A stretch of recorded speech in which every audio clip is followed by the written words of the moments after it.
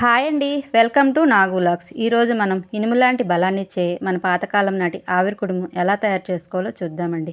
వీక్గా ఉన్న పిల్లలకి, ఆడవారి నడుము బలానికి ఈ ఆవిరి కుడుము చాలా బలమండి. ఈ ఆవిరి కుడుమునకు 1 కప్పు మినపగుళ్ళు, పావు కప్పు బియ్యం నైటే నానబెట్టుకోండి. నెక్స్ట్ డే శుభ్రంగా కడుక్కొని గ్రైండ్ చేసుకోవాలండి. ఈ పిండి పొలవనవసరం లేదండి. రుబ్బిన వెంటనే కుడుము పెట్టుకోవచ్చు. రుబ్బేటప్పుడే ఉప్పు వేసుకొని రుబ్బుకోండి. ఈ ఆవిరి కుడుముకు నేనైతే ఇడ్లీ పాత్రని వాడుతున్నానండి.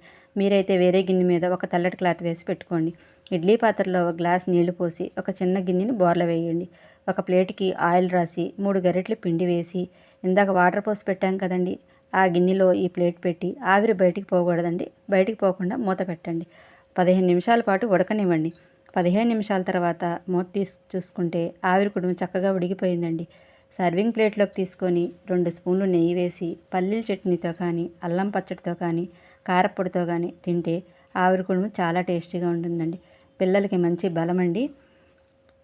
ముక్కని ఇరిపితే చక్కగా దూదిలాగా రావాలండి. అప్పుడు ఆవిరి కుడుము తింటాకి పిల్లలు ఇష్టపడతారండి. ప్లీజ్ అండి, మా ఛానల్ కూడా లైక్ చేయండి, షేర్ చేయండి, కామెంట్ చేయండి, సబ్స్క్రైబ్ చేయండి. బాయ్ అండి.